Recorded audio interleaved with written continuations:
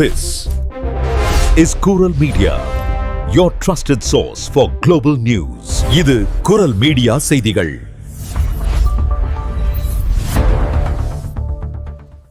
இது குரல் மீடியாவின் இன்றைய பிரதான செய்திகள். செய்திகளை வாசிக்கும் நான் கோகுலநாதன் தமிழினி. முதலில் தலைப்புச் செய்திகள்.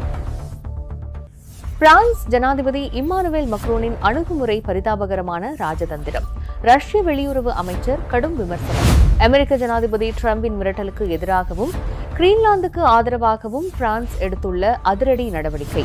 பிரான்ஸ் மற்றும் பெல்ஜியம் எல்லையில் செயல்பட்டு வந்த மிகப்பெரிய கார் கடத்தல் கும்பல் வலஞ்சியன்ஸ் நகர போலீசாரால் கைது. மாணவர்களின் நலன் கருதி பள்ளிக்கல்வி முறையில் சில முக்கிய மாற்றங்களை கொண்டுவர விரும்பும் இம்மானுவேல் மக்ரோன். பிரான்சில் வீடுகளை புதுப்பிப்பதற்கான அரசின் மா பிரைம் ரெனோவ் திட்டம் மீண்டும் தொடங்கப்படவுள்ளதாக தெரிவிப்பு. பாரிஸில் உள்ள எலான் மஸ்கின் அலுவலகத்தில் சைபர் கிரைம் போலீஸ் அதிரடி சோதனை. இது அரசியல் பழிவாங்கல் நடவடிக்கை என எலான் மஸ்க் கருத்து. இசர் பிராந்தியத்தில் கிரிப்டோ கரன்சி விவகாரத்தின் பின்னணியில் ஒரு பெண் நீதிபதியும் அவரது தாயாரும் கடத்தப்பட்ட சம்பவம். கிரெனோபிள் நகர மையத்தில் உள்ள அழகு நிலையம் மீது கிரெனேட் குண்டுவீச்சு தாக்குதல். குழந்தை உட்பட 6 பேர் காயம். பிரான்சில் பிரார்த்தனை பள்ளி ஒன்றில் சிறார்களுக்கு பாலியல் தொல்லை. 2 தலைவர்கள் அதிரடி நீக்கம். தொடர்வன விரிவான செய்திகள். பிரான்ஸ் ஜனாதிபதி இம்மானுவேல் மக்ரோனின் அணுகுமுறையை பரிதாபகரமான ராஜதந்திரம் என்று ரஷ்யா மிக கடுமையாக சாடியுள்ளது. ரஷ்ய வெளியுறவுத்துறை அமைச்சர் செர்ஜி லாவ்ரோவ் ஊடகம் ஒன்றுக்கு அளித்த பேட்டியில் மக்ரோன் ரஷ்யாவுடன் பேச விரும்புவதாக அவ்வப்போது பொதுவெளியில் கூறி வருகிறார். ஆனால் இதுவரை எந்த தொடர்பும் கொள்ளவில்லை. ஒரு நாள் புடினை அழைப்பேன் என்று சொல்வது வெறும் கவனத்தை ஈர்க்கும் செயலாகவே உள்ளது என்று விமர்சித்தார். உண்மையிலேயே பேச விரும்பினால் ஊடகங்களில் அறிவிக்காமல் நேரடியாக தொலைபேசியில் அழைக்கலாம் என்றும் அர்த்தமுள்ள பேச்சுவார்த்தைக்கு அதிபர் புடின் எப்போதும் தயாராக இருப்பதாகவும் லாவ்ரோவ் தெரிவித்தார். இவ்வாறு வெளிப்படையான மோதல் போக்கு இருந்தாலும் மறுபுறம் திரைக்கு பின்னால் பேச்சுவார்த்தைகள் நடப்பதாக தகவல்கள் வெளியாகியுள்ளன. மக்ரோனின் முதன்மை ஆலோசகரான இம்மானுவேல் ஃபோன் சமீபத்தில் மாஸ்கோ சென்று புடினின் உயர் அதிகாரிகளுடன் ரகசிய பேச்சுவார்த்தை நடத்தியதாக கூறப்படுகிறது. இந்த தகவலை பிரான்ஸ் ஜனாதிபதி மாளிகை இதுவரை அதிகாரப்பூர்வமாக உறுதிப்படுத்தவும் இல்லை, மறுக்கவும் இல்லை என்பது குறிப்பிடத்தக்கது. கிரீன்லாந்தை கைப்பற்றப் போவதாக அமெரிக்க ஜனாதிபதி டொனால்டு டிரம்ப் விடுத்து வரும் மிரட்டல்களுக்கு பிரான்ஸ் தனது கடுமையான எதிர்ப்பை மீண்டும் பதிவு செய்துள்ளது. இந்த விவகாரத்தில் கிரீன்லாந்து தனித்து விடப்படவில்லை என்பதை உணர்த்தும் வகையிலும் அதற்கு தனது முழுமையான ஆதரவை தெரிவிக்கும் வகையிலும் பிரான்ஸ் மற்றும் கனடா ஆகிய நாடுகள் அங்கு தங்களின் தூதரகங்களை திறக்க அதிரடியாக முடிவு செய்துள்ளன. குறிப்பாக கிரீன்லாந்தின் தலைநகரான நோக்கில் பிரெஞ்சு தூதரகம் விரைவில் திறக்கப்படவுள்ளது. இதன் மூலம் கிரீன்லாந்துக்கு ஐரோப்பாவின் உறுதியான பாதுகாப்பு மற்றும் ஆதரவு உள்ளது என்பதை ஜனாதிபதி இம்மானுவேல் மக்ரோன் உறுதிப்படுத்தியுள்ளார். மேலும் இந்த தூதரகத்திற்கான புதிய பிரெஞ்சு தூதராக வியட்நாமுக்கான முன்னாள் தூதராக பணியாற்றிய அனுபவமிக்க ஜீன் நோல் பொய்ரியர் நியமிக்கப்பட உள்ளார் என்பது குறிப்பிடத்தக்கது. பிரான்சின் ஹாட்ஸ் டி பிரான்ஸ் பிராந்தியத்தில் பிரான்ஸ் மற்றும் பெல்ஜியம் நாடுகளுக்கு இடையே செயல்பட்டு வந்த மிகப்பெரிய வாகன கடத்தல் கும்பலை வலஞ்சியன்ஸ் நகர காவல்துறை அதிகாரிகள் கூண்டோடு பிடித்துள்ளனர். கடந்த இலையுதிர் காலத்தில் வடக்கு பிரான்ஸ், பாஸ்டிகாலே மற்றும் பெல்ஜியம் ஆகிய பகுதிகளில் அதிகமான கார் திருட்டுச் சம்பவங்கள் நடைபெறுவதாக புகார்கள் எழுந்தன. இதனைத் தொடர்ந்து சுமார் 90 போலீசார் இணைந்து நடத்திய பல மாத தீவிர விசாரணையில் இந்த கும்பல் சுமார் 70க்கும் மேற்பட்ட வாகனங்களை, குறிப்பாக விலை உயர்ந்த SUV கார்களை திருடியது கண்டுபிடிக்கப்பட்டது. இவர்கள் கார்களை திருடி பெல்ஜியம் வழியாக ஜெர்மனிக்கு கடத்திச் சென்று விற்பனை செய்வதை வழக்கமாக கொண்டிருந்தனர். இந்த திருட்டுச் சம்பவங்களால் ஏற்பட்ட மொத்த சேதம் சுமார் 1.45 மில்லியன் யூரோக்கள் என மதிப்பிடப்பட்டுள்ளது. கடந்த ஜனவரி 27ஆம் தேதி நடத்தப்பட்ட அதிரடி சோதனையில் ஒரு சிறுவன் உட்பட மொத்தம் 9 பேர் கைது செய்யப்பட்டனர். இவர்களில் 4 பேர் சிறையில் அடைக்கப்பட்டுள்ள நிலையில் வரும் மார்ச் 13ஆம் தேதி இவர்களுக்கான வழக்கு விசாரணைக்கு வரவுள்ளது. பிரான்ஸ் அதிபர் இம்மானுவேல் மக்ரோன் மாணவர்களின் நலன் கருதி பள்ளி கல்வி முறையில் சில முக்கிய மாற்றங்களை கொண்டுவர விருப்பம் தெரிவித்துள்ளார். கல்லூரி மற்றும் உயர்நிலைப் பள்ளி மாணவர்களுக்கு பள்ளி வேலை நேரத்தை குறைக்க வேண்டும் என்றும், வகுப்புகள் காலையில் சற்று தாமதமாக தொடங்கி மாலையில் சீக்கிரமாகவே முடிய வேண்டும் என்றும் அவர் யோசனை கூறியுள்ளார். குறைவான வேலைப்பளு இருந்தால் மட்டுமே மாணவர்கள் விளையாட்டு மற்றும் பண்பாட்டு நிகழ்வுகளில் ஆர்வத்துடன் ஈடுபட முடியும் என்பது அவரது கருத்து. அதேவேளை 15 வயதுக்குட்பட்ட சிறுவர்களுக்கு சமூக வலைதளங்களை பயன்படுத்துவதை தடை செய்வதற்கும் அவர் ஆதரவு தெரிவித்துள்ளார். ஆனால் தினசரி பள்ளி நேரத்தை குறைப்பதற்கு ஈடாக தற்போது வழங்கப்படும் நீண்ட கோடை விடுமுறையை சுருக்க வேண்டும் என்றும் 1 மாத கால விடுமுறையே போதுமானது என்றும் அவர் அதிரடியாக கூறியுள்ளார். பிரான்சில் மிக நீண்ட விடுமுறைகள் இருப்பதால் வசதி குறைந்த குடும்பங்களைச் சேர்ந்த மாணவர்கள் விடுமுறை காலத்தில் தாங்கள் படித்ததை மறந்துவிடுவதாகவும் இது ஒரு வகை சமூக அநீதி என்றும் அவர் விளக்கமளித்துள்ளார்.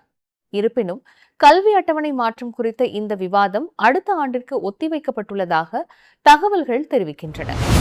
பிரான்சில் வீடுகளை சூழலுக்கு ஏற்றவாறு புதுப்பிப்போருக்கு வழங்கப்படும் அரசின் முக்கிய நிதியுதவி திட்டமான மா பிரைம் ரெனோவ் பட்ஜெட் பற்றாக்குறை காரணமாக கடந்த ஜனவரி மாதம் தற்காலிகமாக நிறுத்தப்பட்டிருந்தது.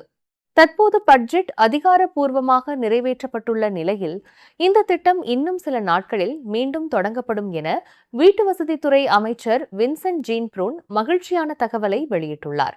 கடந்த காலங்களில் குறிப்பிட்ட வருமானம் கொண்டவர்களுக்கு மட்டுமே முன்னுரிமை அளிக்கப்பட்டு வந்த நிலையில் இம்முறை அனைத்து தரப்பு வீடுகளுக்கும் இந்த உதவித்தொகை கிடைக்கும் வகையில் விதிகள் தளர்த்தப்பட்டுள்ளன. இதற்காக இந்த ஆண்டு 3.6 பில்லியன் யூரோக்கள் நிதி ஒதுக்கப்பட்டுள்ளது.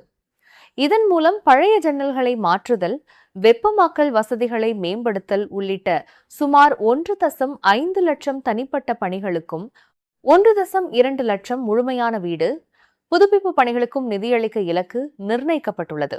இருப்பினும் கடந்த ஆண்டின் இறுதியில் மட்டும் இன்னும் 83,000 விண்ணப்பங்கள் நிலுவையில் உள்ளதால் புதிய விண்ணப்பதாரர்களுக்கு கடும் போட்டி இருக்கும். மேலும் 10 ஒரு விண்ணப்பம் போலியானதாக கண்டறியப்பட்டுள்ளதால் இம்முறை மோசடிகளை தடுக்க கடுமையான சோதனைகள் இருக்கும் எனவும் எதிர்பார்க்கப்படுகிறது. உலகின் நம்பர் 1 கோடீஸ்வரரான எலான் மஸ்கின் பாரிஸ் அலுவலகத்தில் பிரான்ஸ் நாட்டின் சைபர் கிரைம் அதிகாரிகள் அதிரடி சோதனை நடத்தியுள்ளனர். சமூக வலைதளங்களுக்கு பிரான்ஸ் அரசு விதித்துள்ள கடுமையான கட்டுப்பாடுகளை மஸ்கின் எக்ஸ் தளம் முறையாக பின்பற்றவில்லை என்ற குற்றச்சாட்டே இந்த சோதனைக்கு காரணமாகும். குறிப்பாக சட்டவிரோத தரவு திருட்டு மற்றும் குழந்தைகள் தொடர்பான பாலியல் துஷ்பிரயோக உள்ளடக்கத்தை வைத்திருப்பதில் உடந்தையாக இருந்தது போன்ற மிக தீவிரமான பிரிவுகளின் கீழ் வழக்கு தொடுக்கப்பட்டுள்ளது. மேலும் எக்ஸ் தளத்துடன் இணைக்கப்பட்ட கிராக் என்ற செயற்கை நுண்ணறிவு செயலி சமூகத்திற்கும் சிறுவர்களுக்கும் தீங்கு விளைவிக்கும் வகையிலான ஆபாச படங்கள் மற்றும் வீடியோக்களை உருவாக்குவதாகவும் அதிகாரிகள் குற்றம் சாட்டியுள்ளனர். இந்த நடவடிக்கையை கடுமையாக சாடியுள்ள ஏலான் மஸ்க், இது ஒரு அரசியல் பழிவாங்கல் நடவடிக்கை, என் மீது நடத்தப்படும் அரசியல் தாக்குதல் என்று பிரான்ஸ் அரசு மீது பகிரங்கமாக குற்றம் சுமத்தியுள்ளார். பிரான்சின் இசர் பிராந்தியத்தில் கிரிப்டோகரன்சி விவகாரத்தின் பின்னணியில் ஒரு பெண் நீதிபதியும் அவரது தாயாரும் கடத்தப்பட்ட சம்பவம் ஒன்று நிகழ்ந்துள்ளது. செயின்ட் மார்டின் லே வினாக்ஸ் பகுதியில் வசித்து வந்த 35 வயதான அந்த பெண் நீதிபதி ஒரு கிரிப்டோகரன்சி நிறுவன மேலாளரின் கூட்டாளி ஆவார். கடந்த புதன்கிழமை இரவு இவர்களது வீட்டின் கதவை உடைத்து உள்ளே நுழைந்த மர்ம கும்பல் நீதிபதியையும் அவரது 66 வயது தாயாரையும் கடத்திச் சென்றுள்ளது. சுமார் 30 மணி நேரம் இந்த கும்பலின் பிடியில் இருந்த அவர்கள் போக்லாஸ் வெலன்ஸ் பகுதியில் உள்ள ஒரு கராஜ் அறையில் அடைத்து வைக்கப்பட்டிருந்தனர். பின்னர் அங்கிருந்து வந்த சத்தத்தை கேட்ட அப்பகுதி நபர் ஒருவர் அளித்த தகவலின் பேரில் இன்று காலை அவர்கள் மீட்கப்பட்டனர். காயங்களுடனும் கடும் மன அதிர்ச்சியுடனும் காணப்பட்ட இருவரும் மருத்துவமனையில் அனுமதிக்கப்பட்டுள்ளனர். கடத்தல்காரர்கள் தப்பியோடிவிட்ட நிலையில் அவர்களை பிடிக்க சுமார் 100 போலீசார் குவிக்கப்பட்டுள்ளனர். பிரான்சின் கிரெனோபிள் நகர மையத்தில் உள்ள அழகு நிலையம் ஒன்றின் மீது இன்று பிற்பகல் நடத்தப்பட்ட கிரெனேட் குண்டு தாக்குதல் பெரும் பரபரப்பை ஏற்படுத்தியுள்ளது. பிற்பகல் 3 மணியளவில் மர்ம நபர்கள் வீசிய கிரெனேட் குண்டு வெடித்ததில் கடையின் முன்பக்க கண்ணாடிகள் சுக்குநூறாக நொறுங்கின. இந்த சம்பவத்தில் ஒரு குழந்தை உட்பட 6 பேர் காயமடைந்தனர். அத்துடன் பலர் கடும் மன அதிர்ச்சிக்கு ஆளாகியுள்ளனர். மேலும் குண்டு வெடித்த சத்தம் கேட்டதும் அப்பகுதியில் இருந்தவர்கள் அலறியடித்து ஓடியதால் பெரும் குழப்பம் நிலவியது. சம்பவத்தை நேரில் பார்த்த அருகிலுள்ள கடையின் உரிமையாளர் ஜூலி கூறுகையில், திடீரென பெரிய வெடிச்சத்தம் கேட்டது. விபத்து என்று நினைத்து வெளியே வந்து பார்த்தபோதுதான் குண்டு வீசப்பட்டது தெரிந்தது என்று விவரித்தார். காயமடைந்தவர்களுக்கு சிகிச்சை அளிக்க பாதுகாப்பு வளையம் அமைக்கப்பட்டுள்ளது. தற்போது தாக்குதலை நடத்திவிட்டு தப்பியோடிய மர்ம நபர்களை போலீசார் வலை வீசி தேடி வருகின்றனர்.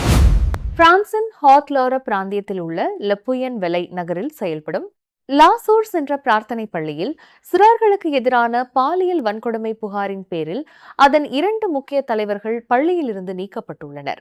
இப்பள்ளி சார்பில் 7 முதல் 17 வயது வரையிலான சிறார்களுக்காக ஆண்டுதோறும் நடத்தப்படும் கோடைக்கால முகாம்களின் போது இந்த சம்பவங்கள் நடந்ததாக சந்தேகிக்கப்படுகிறது. 2010 மற்றும் 2019 ஆண்டுகளில் நடந்த முகாம்களில் பாலியல் சீண்டல்கள் நடந்ததாக 2024 மற்றும் 2025 ஆண்டுகளில் அடுத்தடுத்து புகார்கள் எழுந்தன. தற்போது இதுகுறித்து மறைமாவட்டம் மற்றும் பள்ளி நிர்வாகமே தாமாக முன்வந்து நீதிமன்றத்தில் தகவல் தெரிவித்துள்ளனர். பாதிக்கப்பட்டவர்கள் யாரும் தனித்துவிடப்படக்கூடாது என்ற நோக்கில் சுமார் 300 குடும்பங்களுக்கு பள்ளி நிர்வாகம் கடிதம் ஒன்றை அனுப்பியுள்ளது. அதில் நாங்கள் எதையும் மறைக்க விரும்பவில்லை, வேறு யாரேனும் பாதிக்கப்பட்டிருந்தால் தைரியமாக முன்வந்து சாட்சியம் அளிக்க வேண்டும் என்று கேட்டுக் கொள்ளப்பட்டுள்ளது. தற்போது ஒருவர் அதிகாரப்பூர்வமாக புகார் அளித்துள்ள நிலையில் இது குறித்த விசாரணை தீவிரப்படுத்தப்பட்டுள்ளது. நீங்கள் இதுவரை கேட்டது குரல் மீடியாவின் பிரதான செய்திகள். மேலும் இதுபோன்ற செய்திகளை அறிய குரல் மீடியாவை சப்ஸ்கிரைப் செய்யுங்கள்.